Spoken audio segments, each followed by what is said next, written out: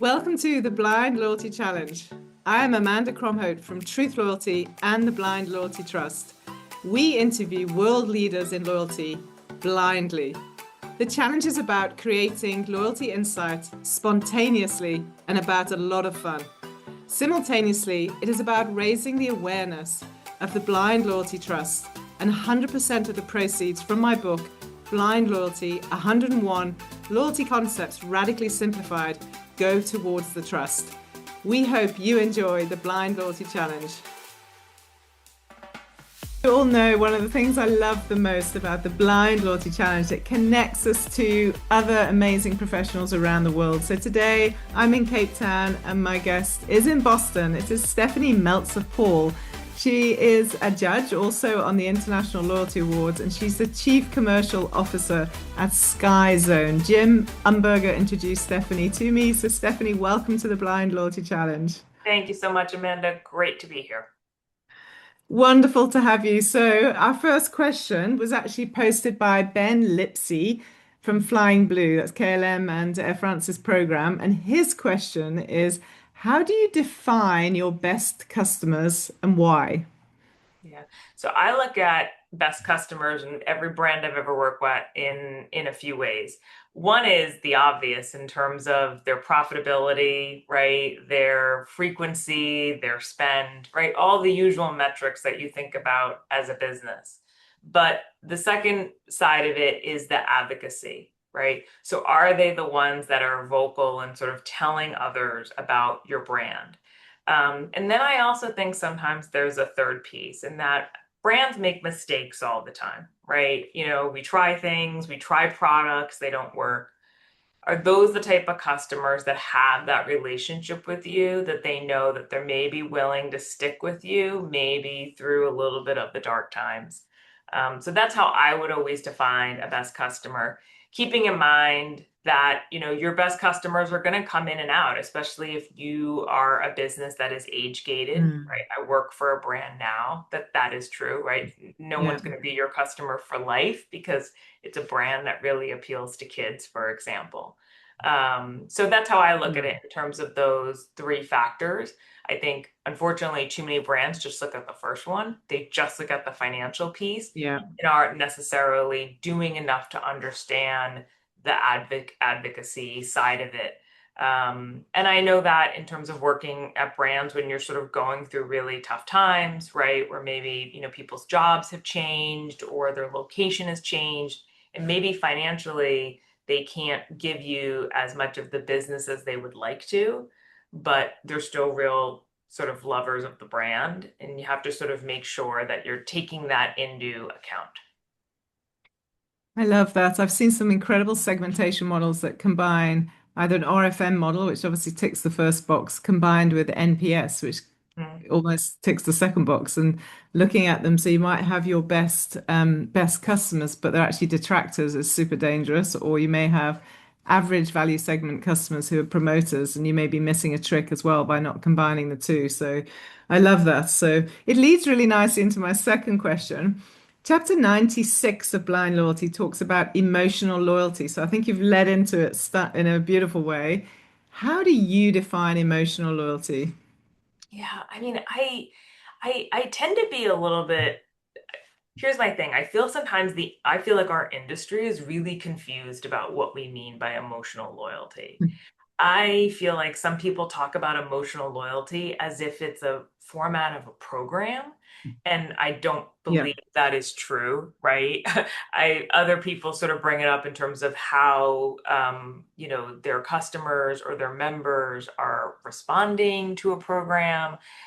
So I actually think there's all this sort of confusion out there around the term emotional loyalty, and I for one, can't really sort of like lock it down that as an industry, are we really being consistent about what we mean by it? So for me, you know, I don't view emotional loyalty as any sort of, program or anything like that. What I would say is you need to have a different sort of mix of benefits that are both very transactional, but then what are your sort of benefits and things if you have a program or a strategy that are evoking some sort of emotion? Now, you have to be careful with that because we use the term emotion. Emotion can be both positive and negative. And a lot of brands do a lot of things that bring out a lot of emotion and they're not positive ones, right? So you need to think of it at what are the type of emotions Yeah. that are going to create that advocacy, right? That people are going to be telling other people. And I've experienced that with the brand myself, right? It's sometimes it's an emotion of, oh my God, relief that this brand took care of me, right? It's something super special. I think unfortunately today more brands are creating negative emotions a lot of times with their programs than positive ones. And I don't think we're talking enough about that as an industry of all the different emotions that we're bringing out in our programs, both positive and negatives. And we keep talking about emotional and loyalty as if it's just this great positive thing that we need to be Yeah. striving for. So that's my take on it. Wonderful. I mean, I say something similar, but in different words around it's actually not the input. Obviously, the input will have an impact on it, but it's the output of how a customer feels. We don't create an emotional loyalty program. It's different inputs that are relevant. So, and actually, Yeah. the answer to your first question tapped into it for me, where you said it's how willing am I as a customer to forgive this brand when things go wrong. That's tapping into the depth of emotional loyalty. Like if I'm prepared to forgive the brand, there's a lot of emotion in that. Yeah, and I think it goes down to how much do you love the product? I think sometimes that's also just not discussed enough in our industry. We talk a lot about the program, right? And Yeah. how do you make the program better to evoke an emotion? But we don't sit there and actually talk about, well, wait a minute, is the actual product itself that a program or loyalty strategy is attached to? What's happening there to evoke an emotion? Because you can have the best Yeah. program in the world. If people don't like your Yeah. product, forget it. It doesn't really matter. Definitely. I think there's not enough discussion around that, around how are Mm. you driving enough product love, which then ultimately makes whatever you want to do with a program a lot easier. Yeah. Yep. Love it. Absolutely love it. I think we're very united on how we think. So I was thinking exactly what you're saying. My last question. Chapter 46 of Blind Loyalty debates points or cash. Mm, In your opinion, what are the sort of psychological drivers behind both of them or one of them? What would you sort of highlight? yeah. Points versus cash. Yeah, I think the one thing about, to me, points is taps into sort of the gamification piece that consumers really love. It's sort of like you look at points and you don't really know how much they're sort of worth, but it Yeah. feels like an accomplishment, right? We've sort of pointified our life in a variety of ways, right? Within programs, workouts, kind of everything. And so the gamification piece is it, I think, is what it taps into, in that I don't exactly know what I'm going to do with it, but I know I could do a variety of things with the points, right? Versus the cash is just so obvious and in your face. But I think cash programs are great. I think cash programs appeal to a consumer that is like, I need to know exactly the value and how much I have. So I love the transparency of cash-based programs, right? I sometimes see a lot of brands combining the best of both worlds to say, here's Yeah. your amount of points, but this is actually what it's worth for you today in cash back. The reason, as we know, right, more brands don't do actual cash back is because you then can't change the value of cash, right? Once you sit there and say, hey, you have Yeah. $10 in your account, it's $10. You can say to someone you have 10,000 points in your account, and that could be worth $10 today. That could be worth $100, right? That could be worth Yeah. $1 a year from now, right? So the reason we love points as an industry is because it allows us to adjust the value constantly. But the flip side of that is that it's very much eroded. I think that's why so Of many course. membership programs have really taken off and doing very well, because you can sit there and say, okay, here's exactly what you've saved as part of the membership program against what you're actually paying for the membership. And I think consumers are really looking for that because they become so cynical when it comes to points. Yeah, they do. There is a lot of cynicism, but also a lot of misunderstanding. So I love it. Thank you, Stephanie. I've loved all of your responses, and just I think we're very connected in how we approach the loyalty industry.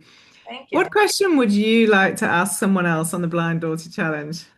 All right, so I have my question, which is, what's a loyalty truth that most loyalty professionals know privately, but we rarely say out loud publicly?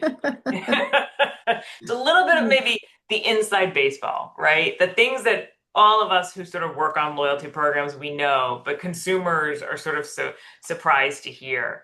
And the catalyst for my question is, and this is a little bit about why I have this newsletter, is I actually think we need to be much more transparent as an industry about why we do something, how much things Yeah. are worth, how things work, right?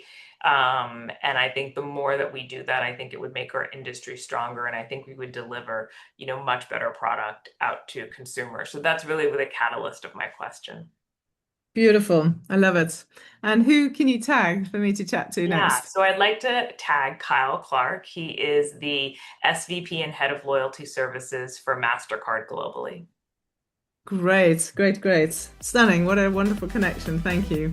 Yeah. Stephanie, thank you so much. As we started this conversation, I'm admiring that beautiful picture behind you and mention of Boston Marathon and all sorts. So wonderful to see you and to talk to you whilst you're in Boston and we're in Cape Town. Thank you for doing the Yeah. Blind Loyalty Challenge. Thank you so much for having me.